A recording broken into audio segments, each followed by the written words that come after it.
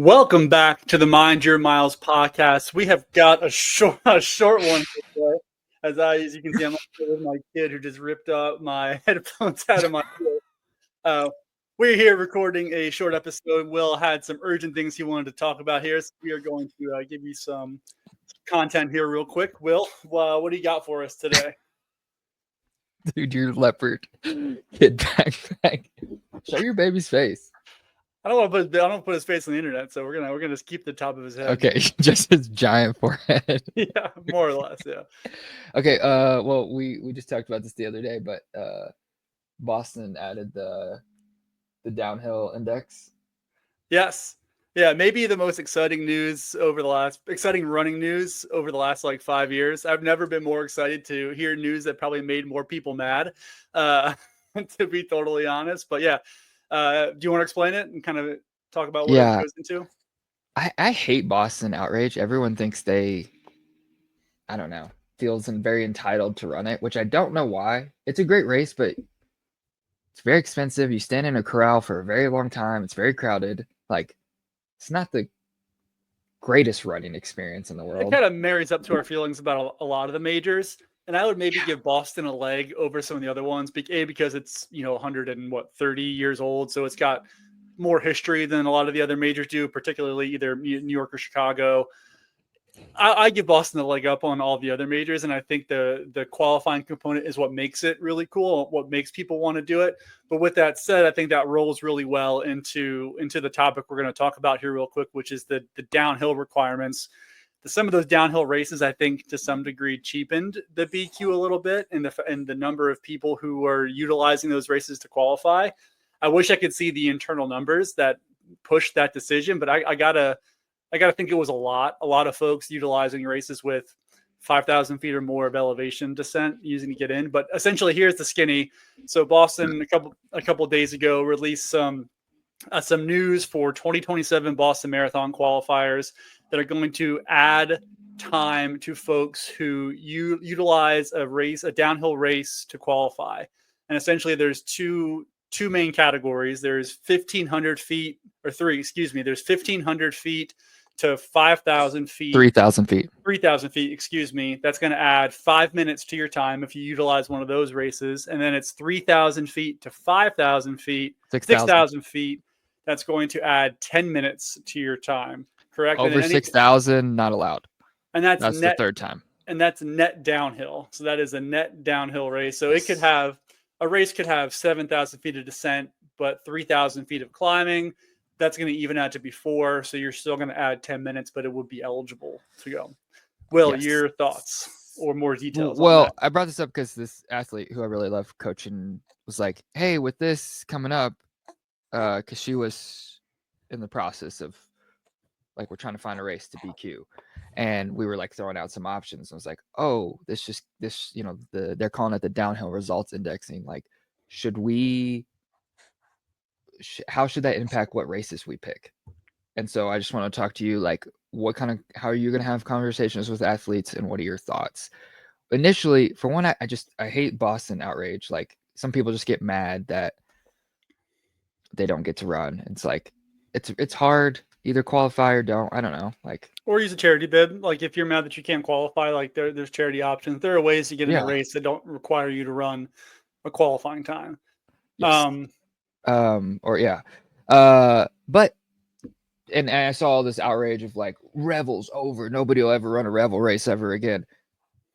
It's kind of silly. For one, not everyone that runs a Revel race is trying to run Boston. They're usually in very beautiful places down mountains, like St. George, or they have one in Vegas that runs down Mount Charleston. Like, they didn't just create them to run Boston. Also, and I made this point on social media, but like, some of those downhill races are incredibly difficult. My first half it was a different half in St. George, Utah, screaming downhill. There's my second half. It destroyed me. Like, I was walking at mile 10 because that much downhill did not help me. It murdered me. With that said, because I didn't train for it, but if you train for the downhill, for some people, the 5-minute penalty might still be an okay idea. You can, a 3,000 net downhill marathon, still might be okay. So, yeah, I just want to hear what do you think? What are your thoughts? What are you saying to athletes about this? Well, I don't have a lot of athletes who run like Revel type races. I typically recommend to not do it, mainly because for 99% of people, they don't really have a way to effectively train for this kind of downhill event. They don't live by a big mountain. They can't, have someone drive and drop them off, an hour up a big mountain and have them run down it. So they don't have the ability to really train in a way that would make a downhill race a good choice for them. And plus, I've always been a little biased on these things. Like, if you're going to try to hit a qualifier, like, I'm not going to be the one to recommend going to do a race that has 5 or 6,000 feet of elevation loss. Like, I would recommend, there are plenty of races that are Because you don't like the spirit of the sport of that, correct. I or don't like the spirit of the sport of that. Yeah, that's me, old man. Get off my lawn. I just think, like, come on, like, there's a reason that you can't qualify for the Olympic trials on a course that's you over used to be able to. net 400 was the limit in 2016. I don't know what it is now. I had a buddy Um, who qualified maybe 2000, and they used to not yeah, have I could, those, but but there also weren't the number of races now that are available to. Not to say not to excuse it then or excuse it now. It's just not my deal, And you can hate me or not hate me for that. I will say though, like, I have athletes who've done. I don't know if you're familiar with the Super Marathon or the Cascade Express. There are these series of races that are run on the same rail trail in Oregon, and it's just like it's anywhere from 1,000 to 1,500 feet of descent, gradual over the course of 26 miles on this rail trail. So I've had some athletes, a couple who've gone over there, and 1,500 feet, like, or 1,000 feet, like, whatever. I'm on board with that, especially if it's a gentle descent. That's a little bit different for me. The Revel stuff, the 5,000-foot stuff has never been my deal. So I'll just tend to push athletes towards races like that because I already do that anyway. So what is Mesa? Mesa's like 1000. it's 1,000. Mesa's good. Mesa's a great option. Yeah, Grandma's still obviously is fine. That's like 400. CIM CIM's like 4 or 400-ish. 5. Yeah. I pretty far on the opposite side. Not like I try to get people to run Revel races, but I've had a lot of people use them to get BQs. I don't feel any type of way about it. I mean, I like there's like I said, there's one in outside of Vegas, Mount Charleston, and so I've coached a lot of Vegas people, and they can drive up the mountain and have somebody pick them up at the bottom, and there's a group that does long runs there, and so it's just like, yeah, train there and then do the race there. But I've had many other situations where people have kind of used the downhill to get in, and I still think it's incredibly impressive and difficult. So I mean, I like the penalty. Like, I think we should have a time adjustment, but the penalty would honestly make me like less like, hey, if you want to run those races, the penalty for it. Like, and if you hit the time with the penalty involved, like, good for you. That's totally fine. So that changes how I feel about it to some degree. Yeah, it's a lot to think about though, because like the past several years, you've had to run faster than the standard, and then you also have to think about your 5 minutes. So it's a little bit of some brain games going on there, but yeah. So you don't typically do it.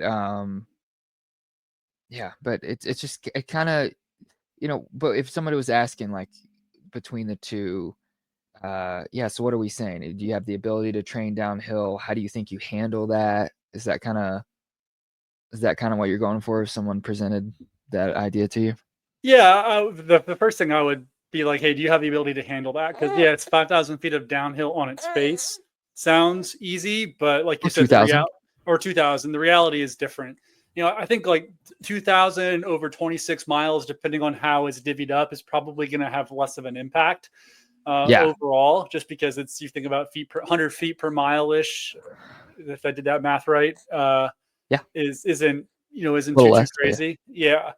That's like if you're like, I mean, Mesa is so great because it's right under the cutoff of where you're allowed to be. But yeah, this news is great for races like Mesa Marathon, to be just from like a race business standpoint. Like, now it's like, hey, you can run Mesa. The weather is almost guaranteed going to be good, and it's 1,000 feet of downhill, and it's legal. Like, that's a huge feather in their cap for sure. Yeah, but there's some people who if you're in the mid 2000s, like you are averaging 100 feet downhill per mile, which is pretty nice. Like some people that was like a pretty good, might be an okay option. weather is a big one, but okay. Do we have anything else to add on it? Any thoughts, ideas? Nothing really. Like I said, I'm glad that this has been instituted. I do think it kind of levels the playing field a little bit. Are you in the crowd of like, yeah, Revel, suck it? No, not necessarily. I don't think like again, Revel races on their face aren't bad. They're in beautiful places. I also happen to kind of know the race organizers, the same folks who do Mesa Marathon. So um, I do kind of know who they are, and they're all good people, and the races are cool, and it's a good organization. They do a great job. I think as like a vehicle for qualifying for races, though, I do look at it a little bit askance for the reason of being that it is such a crazy downhill. I think if we advertise them as like, hey, it's come race in a beautiful place and run down this mountain, which is unique and something you wouldn't be able to do like every day, 100% I'm on board. But Any I think other? I'm really curious to see what it does to the qualifying times in 27. And, are you going to have to, is it going to reduce the total number of qualifiers? Is it going to reduce, the amount of time you have to be under the BQ in order to get in? That's kind of what, it's kind of a wait and see thing now. It's like we have a year and a half to see like, okay, how many people actually do qualify and do they have to run 15 minutes or 5 minutes faster than the BQ to get in? So that's going to be really interesting once we get to the 2027 race.